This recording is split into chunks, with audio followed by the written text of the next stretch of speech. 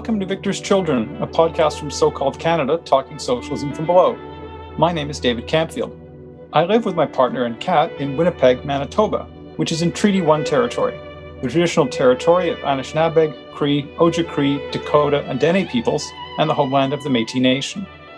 All those of us in the Canadian state who aren't Indigenous need to commit ourselves to the struggle against settler colonialism. Victor's Children is a member of the Harbinger Media Network, which is a community working to support and promote left podcasts in Canada. Check out other shows like Tech Won't Save Us, Anti-Girl Boss Socialist Club, and Alberta Advantage. You can look at the shows list at harbingermedianetwork.com.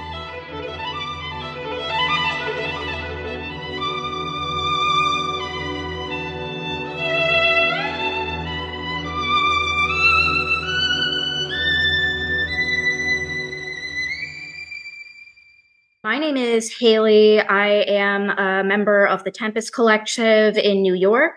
Tempest Collective is a revolutionary socialist organizing project, and they are also the organizer of today's event, Palestine 101, 75 years of colonialism, imperialism, and resistance. So before we start, I did want to take a moment just to acknowledge that I'm sure a lot of us are today coming into this meeting and this space with a lot of grief and outrage and a real feeling of anger and helplessness about what we're watching, which is terribly overwhelming. Israel has killed more than 11,000 Palestinians, 4,500 of whom are children.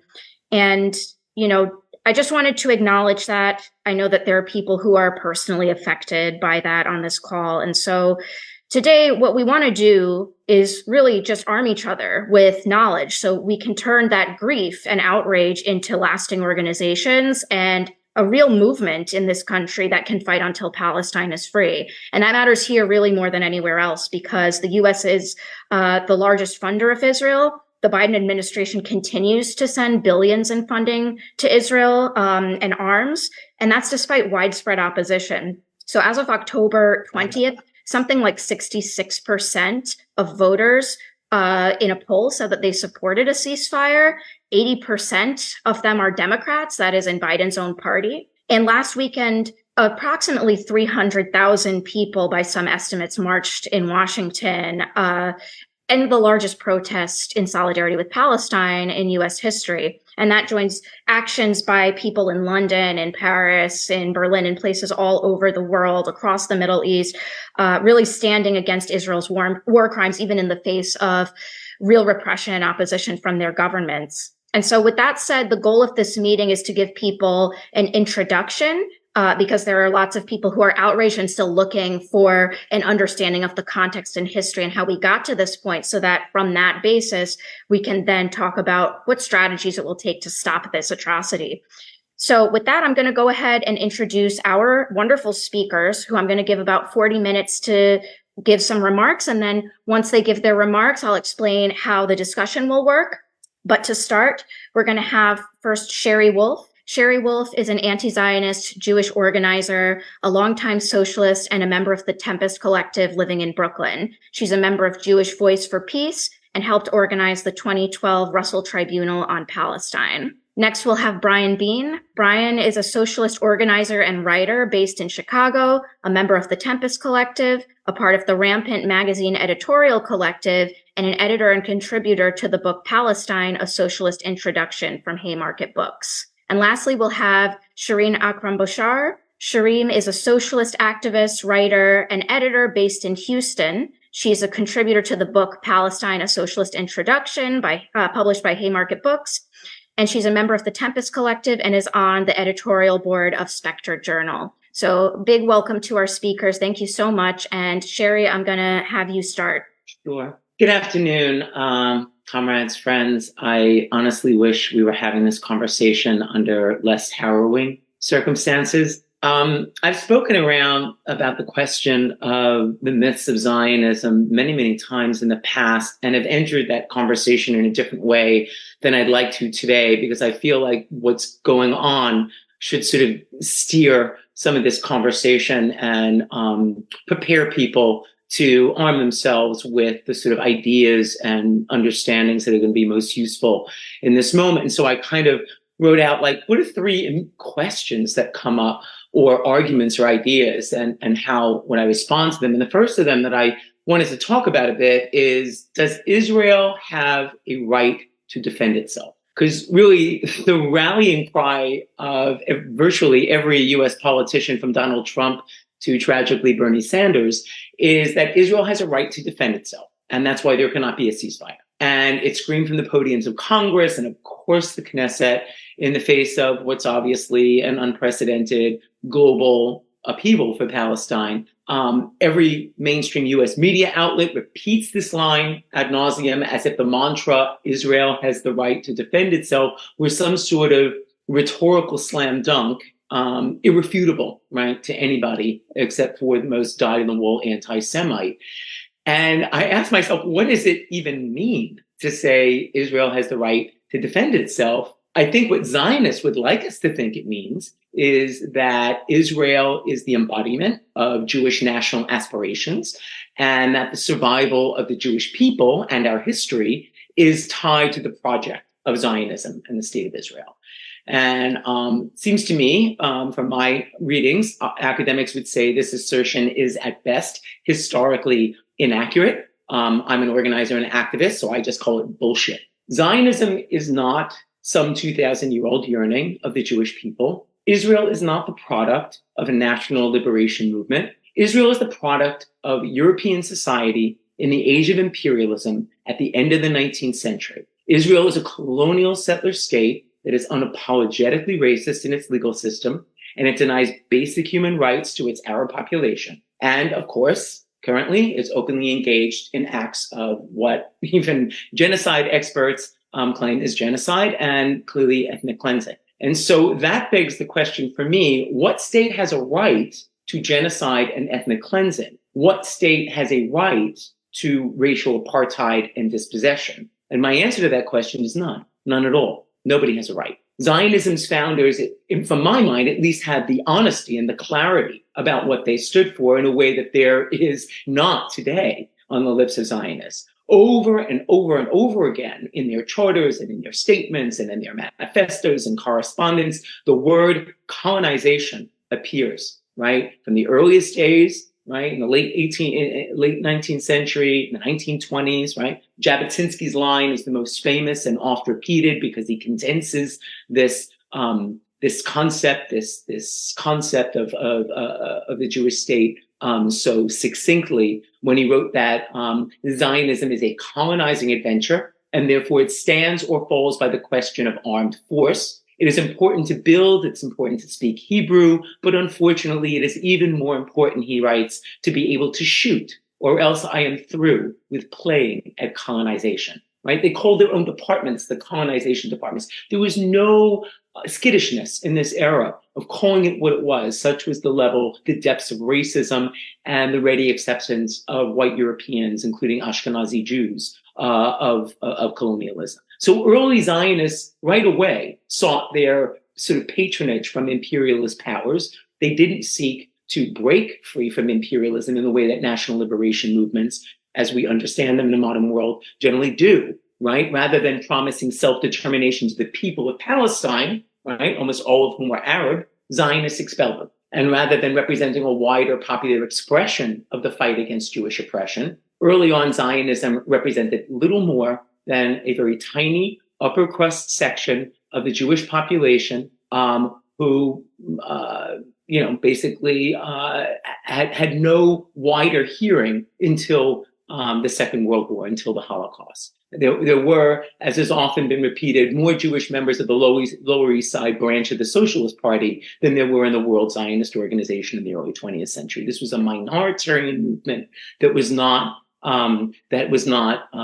very popular. Zionists sort of speak of the sanctity and the inviolability of Israel, of its supposedly ancient biblical roots. But the planning for the modern state of Israel was literally declared at the corner of 43rd and Madison in the old Biltmore Hotel at a Zionist conference of 600 men, I'm going to assume, in 1942. Israel isn't the legacy of an ancient yearning. It's the concoction of a layer of Jewish separatists who received the backing of the world's most powerful empires, first the British and then the US, because there was a convergence of needs, right? The British and the US needed an outpost in the Middle East where oil, which had risen to primary importance in the world in the early 20th century during World War I, and the Zionists were fully prepared to become an aircraft carrier for the empire, populated by a royal white European Jews to act as a bulwark, not against anti-Semitism, but against the region's Arab and Muslim populations, whom the West saw as a threat to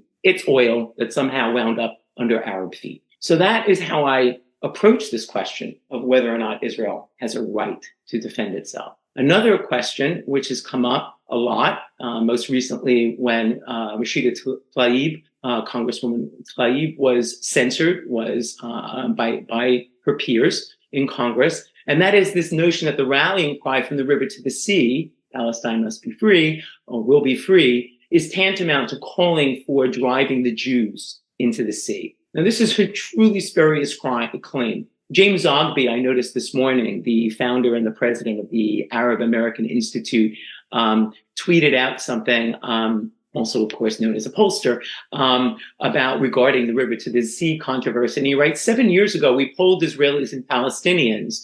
He writes, a strong plurality in both Israelis and Palestinians favored one state. And when asked how that would look, Israelis said it meant expelling all Palestinians.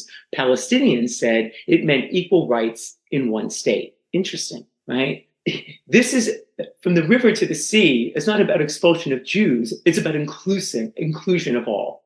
Youssef Munayyer, who directs the U.S. campaign for Palestinian rights, really explains it very briefly and succinctly in The Nation recently after Tlaib was disciplined. And he basically writes that today between the Jordan River and the Mediterranean Sea, there is effectively one state, the state of Israel, and it rules over millions of Palestinians who are denied justice and equality. When we call for freedom from the river to the sea, it is this context we are responding to. We're calling for an end to Israeli domination, not for destruction of anyone, but the dismantling of unjust laws, systems, and practices.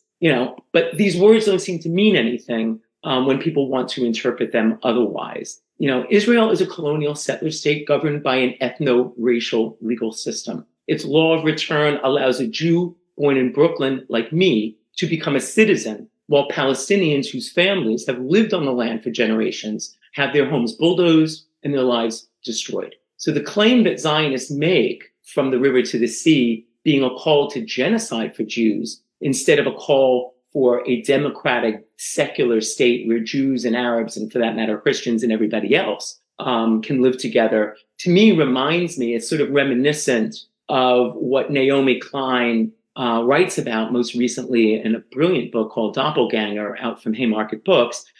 She calls the mirror world, right? This world that we're all inhabiting right now, not just through the war on Palestine, but in our lives here in the U.S., virtually throughout U.S. politics, and for that matter, throughout politics in the context of the global rise of fascism. And that is one in which the far right, is adopting concepts and realities from the left in order to concoct a sort of victim narrative for themselves. So in this mirror world, college students fighting against the bombing of refugee camps are recast as Nazis, and the Biden administration, who compares people marching for ceasefire and a free Palestine, are compared to fascist thugs like those in Charlottesville. It's barbaric. The simple fact is that no organization or mass of people on the left is calling for Jewish genocide at these protests. It never has happened. I contend it never will. And anyone arguing otherwise is lying. 2 minutes left, Sherry. The last thing I want to address is whether or not Israel is a global bulwark against anti-Semitism, because that ultimately is its reason for being. That is why it exists. It's raison d'être. My simple answer is no. Zionism's reason for existing from its founding through today rests on the contention that anti-Semitism is inevitable, and therefore Jews have got to have a national home of our own in order for a Holocaust to never happen again. Zionists accept the racialized understanding of Jews that perversely was fully developed under Nazism, right? Not a religion, it's a race in their minds. So Zionism's, and this comes from its very founding father, where you have people like Theodor Herzl, who claims openly, I am watching the Dreyfus affair, the trial of a Jewish officer in France in the late 1890s. I had a more, he says, pardoning attitude toward anti-Semitism. I understood it and the futility of trying to combat it, he talks about it. And there's endless quotes to this effect by multiple, leaders of the Zionist movement throughout history. They complained about the contrasting views that were far more popular, which was the broader swath of world Jewry supported a very different version of dealing with anti-Semitism, and that was they saw socialism as the answer. Socialists defended Jews who faced persecution. Socialists combated anti-Jewish racism as a poison to the workers' movement, and in that period, they even referred to anti-Semitism, of course, famously as the socialism of fools. Right? People were diverting their anxieties and fears and anger onto Jews that were really rightly placed onto people at the top of society. And on and on. I don't have time here. I want to try and keep as close to time as possible.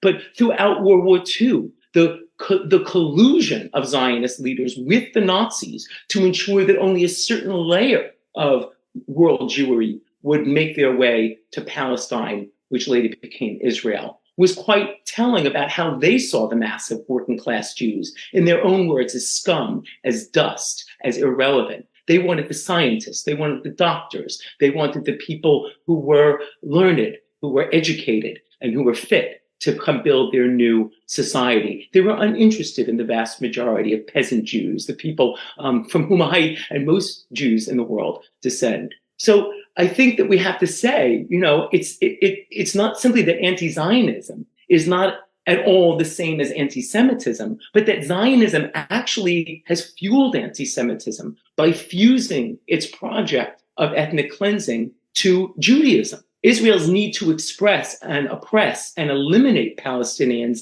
absolutely guarantees that hatred toward the perpetrators who insist their actions are in the name of Judaism is going to create and has created blowback against Jews, including those of us who abhor Zionism. And so the government and university administrators who are stifling dissent, who say calling for a ceasefire is anti-Semitic, implicitly portray Jews as bloodthirsty savages and racism as somehow a Jewish value. And in the name of my ancestors who fled pogroms, I reject this nonsense completely. The last thing I'll say is there's probably no more dangerous place in the world for Jews than in Israel. I will take my chances on the B39 bus in Brooklyn any day over a bus in Tel Aviv, and that is because of the conditions created by the government of Israel. If Israel's reason for being is to create a national home where all Jews of the world can be safe, well, then it has failed. It has failed completely. Nowhere in the world are Jews in greater danger of being harmed, including by their own government if they dare to dissent,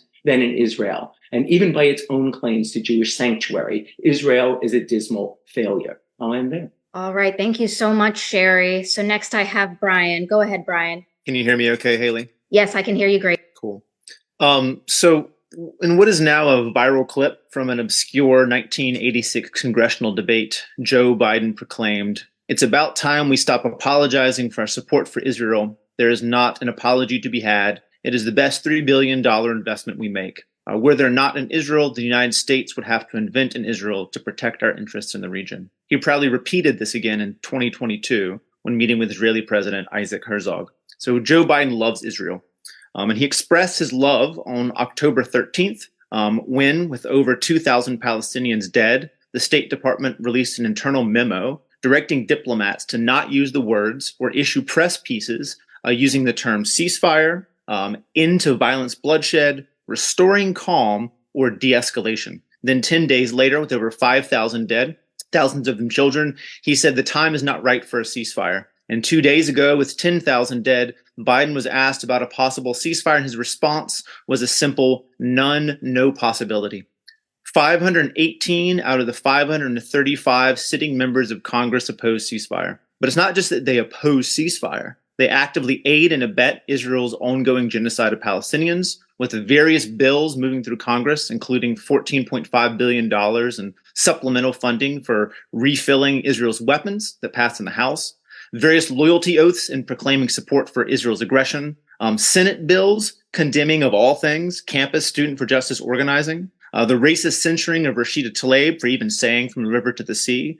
And I think it's only mildly stating it to say that the U.S. state, right now, largely incapable of doing anything to provide anything in form of services or support for people in this country's need, is basically functioning only as an arms trader and booster and facilitator of mass murder and genocide. Every one of them who oppose ceasefire, and every member of Biden's administration, in my opinion, right now is a war criminal. And that includes Bernie Sanders, who many once thought of as the savior of the socialist movement, as now he functions as the champion of the bullshit language of humanitarian pause, which is a perverse neologism that Biden and Netanyahu cooked up to try to cover the fact they have no regard for a single of the 2.3 million lives crammed into the concentration camp of Gaza. And while I'm glad that there's 17 Congresspeople who are calling for ceasefire, I think it's important that we don't forget that many of them, including Jamal Bowman and Ilhan Omar, voted in 2021 in favor of the $4.3 billion in direct military aid to Israel, the largest amount given in at least 40 years. Of course, which is a number that can be dwarfed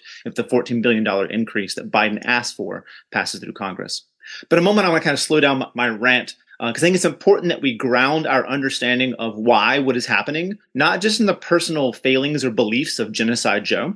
And while I think that Congress is generally a racist institution, it's not just simple racism that motivates the support for Israel and the abetting of genocide and ethnic cleansing. Rather, the fact that support for Israel has been one of the most solemn bipartisan agreements since at least the 1960s. From Democrat John F. Kennedy to Republican Donald Trump, every U.S. president has avowed this special relationship between the U.S. and Israel. And so what motivates this is U.S. imperialism and the fact that Israel is a central pole in the U.S. ruling class's competition with ruling classes of other states. And so for the rest of my presentation, I want to kind of paint a picture of what imperialism looks like and how it's intermeshed with Israel and the United States. And while I think it feels strange in the midst of this crisis to talk about history and theory, I think it's important and essential for understanding what is happening and also for understanding what is required to go back and break some of these things down. So as Shireen mentioned, Israel for most of its existence has been a military outpost for the United States. Netanyahu in 2017 himself described Israel as, quote unquote, the mighty aircraft carrier of our two great civilizations. Direct military funding to Israel makes up 59% of all the foreign military funding spent by the U.S., and Israel's defense budget, which spends a greater percentage of its GDP than most countries in the world, has 20% of its budget paid for by U.S. foreign direct military funding. And the U.S. and Israel have a memorandum of understanding that guarantees this amount for over a decade. And so the military angle, I think, is the clearest expression of U.S. support, and the two carrier groups parked in the Eastern Mediterranean is a symbol of that. Imperialism is not exerted only through the threat of war power, but also by economic and political power. The U.S.'s use of its veto in the UN Security Council, used over 30 times in support of Israel, and shielding them from the International Criminal Court, are examples of this in the court of pointless pageantry of the United Nations. But the U.S. also uses its expression of dominance, not just in backing the rabid watchdog of its interests, as Israel, but by also putting the U.S. forward as holding the leash and being the sole negotiator with Israel and working to integrate the Zionist state politically and economically into the global order. And that process, that ensuring the stability and dominance of Israel in the region, has meant the sacrifice of Palestinians to the gods of imperialism. And this historic feature, it's gone on for a long time, has deepened even in the past few years. At the end of the Cold War, the U.S. began a process of the implementation of a strategy to draw the entire region into one single economic zone that was characterized by free trade and investment flows, all under the thumb of U.S. economic power. Now, the question of Palestine was a fly in the ointment of this project, as hostility towards Israel, being the vanguard of foreign colonialism and dominance, made the cause of Palestine one that was tremendously popular among the Arab masses. So implementing some kind of quote-unquote peace process was necessary to give cover for the despots of the Arab states to be able to come to the table to maintain this negotiation. So this quote-unquote peace process was purely a white rag of surrender that was forced in the mouths of Palestinians. And don't just take my word for it. 1 year after Oslo, there was a Middle East and North African Joint Economic Summit where Bill Clinton, Secretary of State, proclaimed that now, quote, the Middle East is open for business. And so this has been the bipartisan strategy of successive presidents since Clinton brokered Oslo.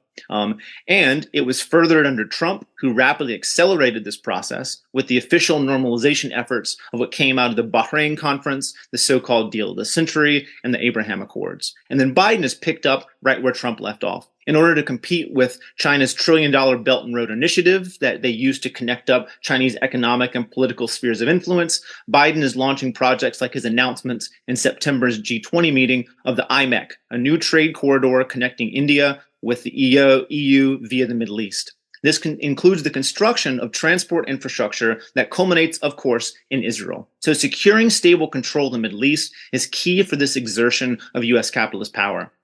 And this need of U.S. imperialism has fueled this normalization of diplomatic and economic relations between Israel and the states of the region. Israel is integrated through various trade deals, security cooperation, transport, etc., to quote Tony Blair, to truly tap the economic potential of these markets. This process of normalization with settler colonial Israel strengthens the investment of the U.S. and regional powers in maintaining the Israeli state. And normalization looks like everything from the symbolic, the Israeli flag being hoisted at regional sporting events, to the $28 billion of trade done between the Gulf Cooperation Council and Israel, to the existence of qualified industrial zones, which pays off duty-free access to American markets for a percentage of inputs being from Israel.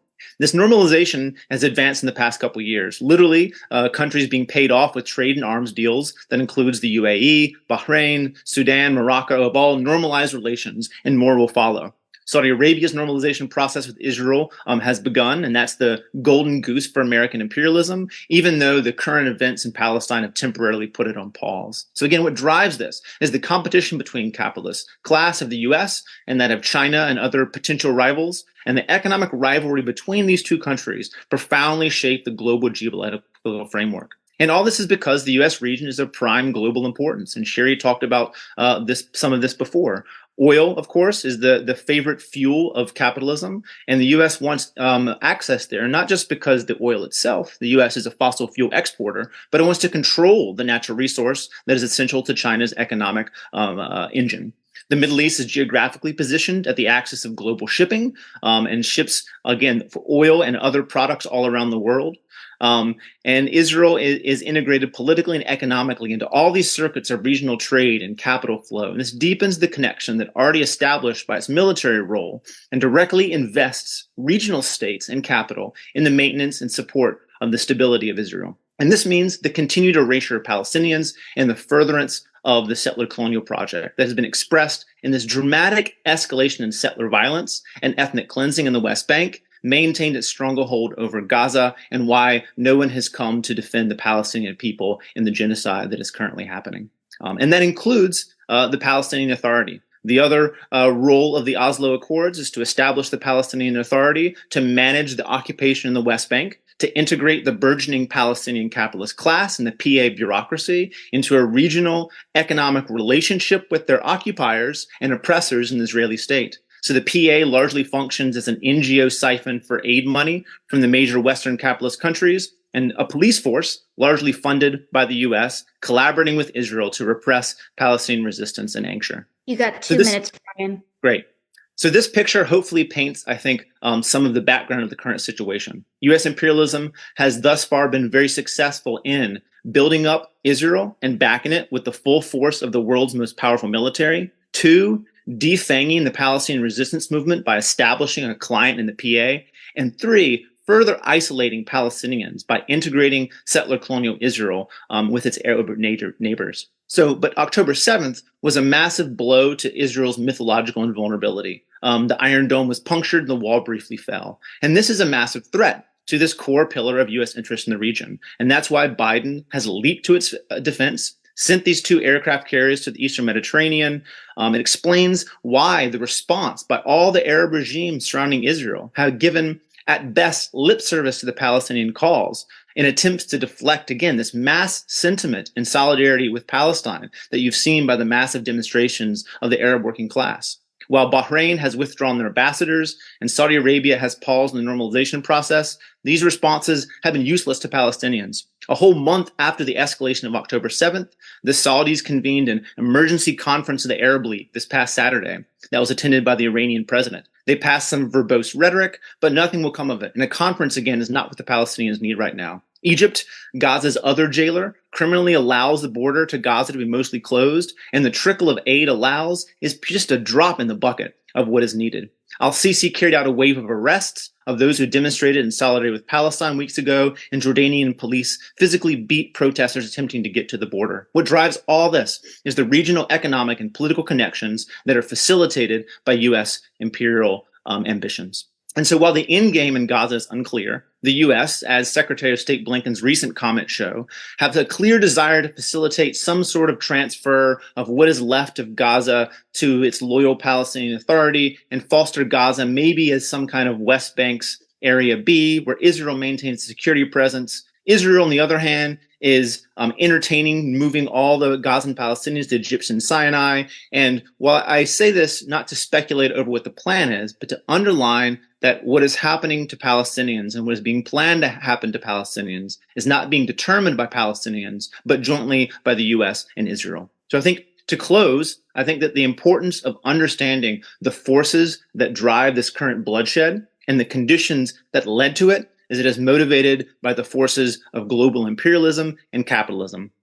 In the U.S.'s staunch support of Israel and the level of the state is because it is in the interests of the U.S. capitalist class to do so, to secure U.S. political and economic sphere of influence in this strategically important region. Increasing competition with Chinese imperialism will only sharpen that. And that means that if we're going to build a movement in the U.S. to support Palestine, we need to be clear that challenging U.S. support for Israel means challenging a key plank of U.S. capitalist interest. And thus building a movement for Palestine needs to challenge capitalism if we want it to win. That means challenging both the Republicans and the Democrats, the two parties of capital. And I think that if the lesser evil of Biden means genocide, then maybe it's a political calculus that we should abandon. And so I think that now is how we can build the movement, but doing that, knowing that we need to build a vast movement, build BDS, but also cohere a left wing that is clear on the challenges ahead. And we see the friends and allies of the Palestinian people, not with the capitalist states and their shadow play of international institutions and conferences, but with the people of the world who have filled the streets with millions since Israel's carnage began. The hope lies in those folks, those who chant, "Long live the Intifada." I think the hope is there in Intifada and resistance. I'll stop there. Wonderful. Thank you so much, Brian. So lastly, we have Shireen, and then we'll open for discussion. Go ahead, Shireen. That's a good note to start on, or transition with the Intifada. I just want to start by saying that what we're witnessing today is a second Nakba. It's the unprecedented destruction of Gaza and an outright genocide of its population and forced ethnic cleansing at a scale, I think not seen since 1948, perhaps 1967 too. But since 1948 and before, Palestinians have waged various forms of resistance, all of which have been viciously attacked by Israel, and all forms of which have also been condemned and vilified by Israel and the US. Nonetheless, a historical account of various forms of Palestinian resistance is necessary, I think, to assess strategies that have worked and those that haven't, and to understand the current moment and how we got here. Palestinian resistance predates the creation of the State of Israel in 1948. It dates back to when the British Mandate controlled Palestine after World War I. So the 1920s and 30s witnessed protests and strikes against the British and its policies, including Britain's efforts to resettle Jews in Palestine as following its Balfour Declaration, and then land grabs that process entailed. These protests and strikes culminated in a 6-month-long general strike in 1936. This strike was inspired actually by the Syrian general strike of earlier that year, which had won a promise from France to give Syria its independence, thus giving inspiration to its neighboring anti-colonial struggle. The 6-month strike in Palestine was one of, if not the longest strike in anti-colonial movement history, and marked the start of the 1936 to 1939 Great Arab Revolt in Palestine. This 3-year movement has been described by some as the closest Palestine has come to liberation. It had a strong class character and class divide also. So initially, court workers and urban Palestinians were involved in the strike, and it later became a largely rural peasant revolt. Peasants canceled debts and rents on apartments, for example, and called for everyone to wear the clothes of rural peasants, which included the keffiyeh instead of the fez, so that the colonial authorities couldn't tell who was a peasant fighter and who wasn't. This 3-year revolt was repressed by both the British and the new Zionist militias that the British encouraged to attack Palestinians. But in the end, the Palestinian and Arab elites also called it to an end, which is an act that would become a pattern in terms of Palestinian elites betraying the liberation struggle. In fact, these were the very elites that included large absentee landowners who had sold land to Zionists, displacing Palestinian workers and farmers. So this was one of the first of such class-based betrayals. In 1948 and 1967, Palestinians experienced massive forced transfer and ethnic cleansing, land grabs by Israel, massacres, displacement, and new occupations as Israel established itself and moved forward with its colonial project. These transformed and, of course, drastically weakened the possibilities for Palestinian resistance. In 1968, Palestinians attempted to organize guerrilla warfare from neighboring countries where they had been forcibly displaced and lived in refugee camps. This was a tactic, perhaps of desperation, of defeat after 1967, of loss of faith in the Arab nationalists, the surrounding states, and also inspired by anti-colonial revolts globally. Fatah, the Palestinian National Liberation Movement, had just been founded in the diaspora, and a few years later, the PLO, the Palestinian Liberation Organization, was also founded, which has since its inception been dominated by Fatah. While Fatah originally had guerrilla struggle tactics and was inspired by Third World revolutions, its character and how it developed was also related to the fact that it was created in exile and by Palestinians who had accumulated wealth in the Gulf in places like Saudi Arabia. They became a nationalist bourgeoisie that would end up making numerous concessions to Israel and even making decisions from afar that would go against the wishes of the Palestinian people. But from the late 1960s to the early 1980s, Fatah and the PLO organized and attempted to wage guerrilla struggle outside of Palestine in Jordan, Lebanon, and Tunisia, each time facing brutal repression and massacres from Israel and also repression from the Arab regimes, like in Sabra Shatila in 1982, for example. 20 years after Israel's 1967 occupation of the West Bank and Gaza, the first Intifada, or uprising, began in Jabalia refugee camp in Gaza, which has actually been under attack. It's in the north of Gaza, under brutal attack over the past few weeks. And the first Intifada lasted from 1987 into the early 90s. It began with mass daily protests in the tens of thousands in the refugee camps of Gaza and then in the refugee camps in the West Bank.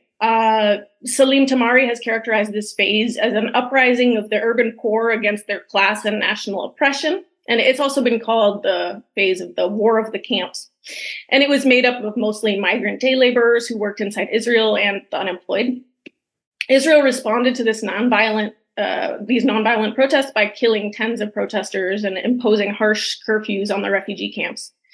The First Intifada is known for its grassroots, largely nonviolent character and mass participation. And soon after what I described above, the emergence of committees like educational committees, defense committees, medical, and then central committees, and then an underground leadership all emerged. And Israel responded with it's known for responding with the breaking bones policy of literally beating and breaking bones of Palestinian protesters, as well as with curfews, deportations, forced closure of most Palestinian schools during this time, and assassinations and killings as well.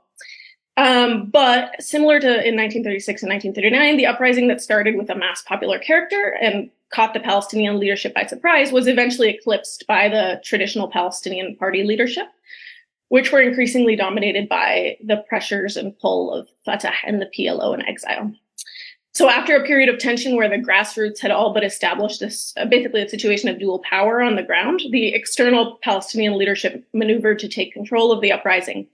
And they brought about negotiations with Israel that led to the 1993 Oslo Accords, which set up the Palestinian Authority, allowed for the growth of Israeli settlements, increasingly fractured the West Bank into enclaves or Bantustans, basically. Also brought free market capitalism into Palestine and increasing the wealth disparity in Palestinian society, and so on. These concessions were being made by Fatah and the PLO, the secular bourgeois leadership in exile, who then came back to Palestine in this process to fulfill their state-building process, which, of course, was a farce and has been recognized as a farce by the majority of the Palestinian population. In 1988, during the First Intifada, Hamas was created in the Gaza Strip. It was founded as a critique of secular Fatah and the PLO, and also as a need to turn like an Islamic movement in the direction of resistance, active resistance against Israel. So at the time, even during the start of the First Intifada, Fatah and the PLO were already moving away from their previous strategy of guerrilla warfare towards diplomatic relationships and negotiations. In September of 2000, the Second Intifada broke out, which can be understood as a rejection of Oslo and a recognition of the failure of, or the farce of, the state-building project.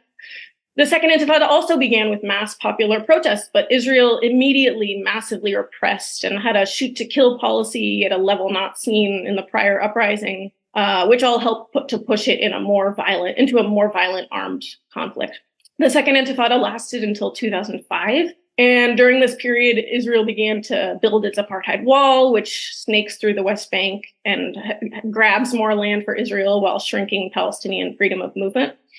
Israel increasingly cut off and isolated Gaza during this time and cut off, for example, East Jerusalem from the West Bank, which it had originally been quite connected.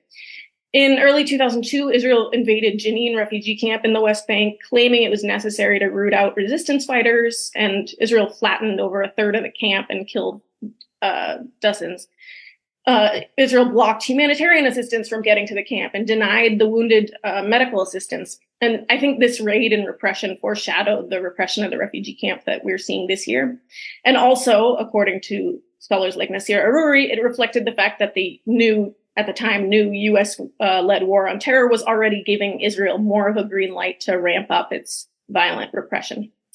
In 2005, hundreds of Palestinian civil organizations put forward the call for a global boycott, divestment, and sanctions of Israel to put pressure Israel to end the occupation, to allow for the right of return to the towns that Palestinians were displaced from, and to end apartheid policies against Palestinians inside Israel proper. This, obviously, clearly nonviolent form of resistance has also been demonized and smeared, and in the US alone, there are numerous laws attempting to ban BDS. In many states, you have to sign an anti-BDS clause to start a job, for example. Shireen, you got 5 minutes left. Thanks. Okay. In 2006, Hamas was elected in democratic and moderated elections as the leadership of both the West Bank and Gaza. This was due to increasing exasperation. I mean, this has been a theme with Fatah, which over their concessions with and willingness to work with Israel, and a lack of secular alternatives that had not conceded to each of the secular alternatives, or the traditional Palestinian, including the Palestinian left, had conceded to the two-state solution model, which meant giving up 78% of historic Palestine. So even, the Popular Front for the Liberation of Palestine and the Democratic Front for the Liberation of Palestine, the left-wing groups had accepted these kinds of concessions. Hamas had also been successful in its use of charity, which is, typical of a bourgeois Muslim Brotherhood type of Muslim Brotherhood organization. But that kind of charity work also distinguished it from the more obviously neoliberal capitalist Fatah. But Israel responded to these elections in 2006, Israel encircled and besieged Gaza and invaded and attacked sites within it. Hamas became the leadership of just Gaza, while Fatah and the Palestinian Authority remained the leadership in the West Bank. Israel's siege and blockade of Gaza has lasted basically from then until today, making Gaza increasingly unlivable. We've seen since then 5 wars on Gaza, each of which have been increasingly genocidal and murderous. While groups in Gaza like Hamas and Islamic Jihad have continued to be active in Gaza, propelled in large part by, I would say, the horrific conditions of the siege and blockade, Gaza has also seen popular nonviolent movements, of course, in the First Intifada, as I mentioned, and most recently in the Great March of Return, Gaza's Great March of Return, which took place in Gaza from March 2018 through December 2019. It was largely youth-based and unaffiliated with any political faction, and Palestinians organized weekly Friday mass protests and peaceful marches to the border, basically, with that cut off Gaza. And they called for dignity, the right to return. 70% of Gazans are refugees from elsewhere inside historic Palestine, and for freedom of movement in the face of the crushing blockade. Israel responded by shooting to maim, aiming to render Palestinians disabled and unable to walk, basically. Additionally, the Western media almost completely ignored this popular movement, which turned the moment into something hopeful and into a more obviously desperate situation for Gazans. The UN had already predicted that Gaza would be unlivable by 2020. So the options for Palestinian resistance were becoming more and more narrow. Just a couple more points. In 2021, some hope reemerged with protests that came out of the struggle to protect the East Jerusalem neighborhood of Sheikh Jarrah. These generalized and were taken up by Palestinians inside Israel proper and also in the West Bank and Gaza. And it became known as the Unity Intifada, which was unprecedented in its unified action across the Israeli fragmentation and had not been seen at that level in decades because of the conditions. And they used anti-colonial frameworks and progressive and largely secular language and nonviolent means, etc. But it also saw, on the other hand, increasing settler violence, Israeli settler violence, and increasing right-wing and fascist Israeli government.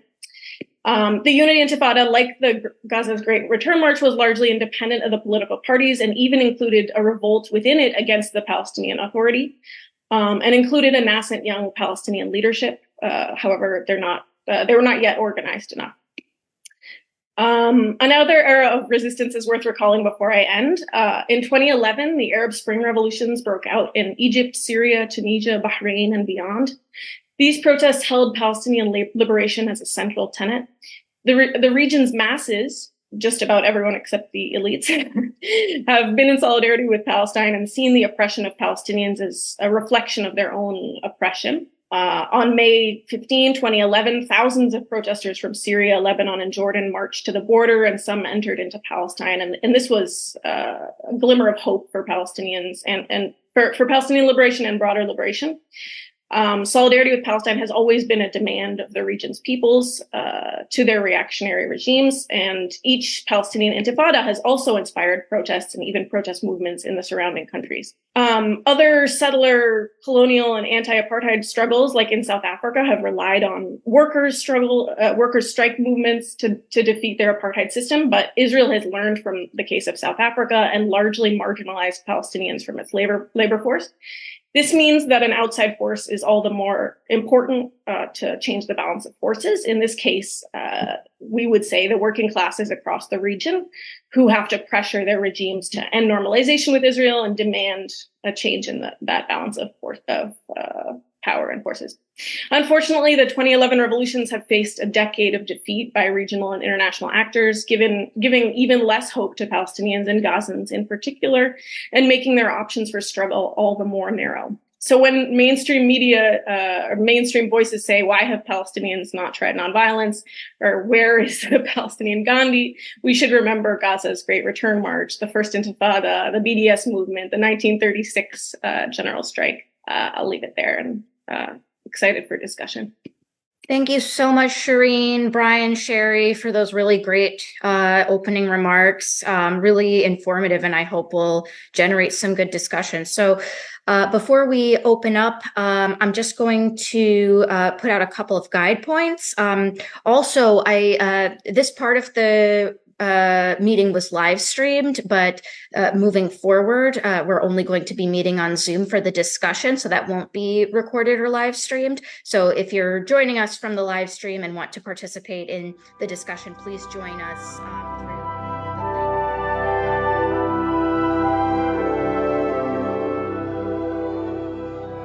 That's it for this episode of Victor's Children. I'd like to thank Jonathan Croker, the producer of Victor's Children, without whom the podcasts wouldn't be possible. I'd also like to thank Posey Legg, who designed the graphic for Victor's Children. If you found the episode worth listening to, please do tell other people about the show, since word-of-mouth recommendations are especially helpful. If you don't subscribe through your preferred podcast app, please do. And while you're there, please give the show a high rating. It helps to promote us. If you have a suggestion for an episode or some other kind of constructive feedback, feel free to be in touch with me. You can contact me through victorschildren@gmail.com.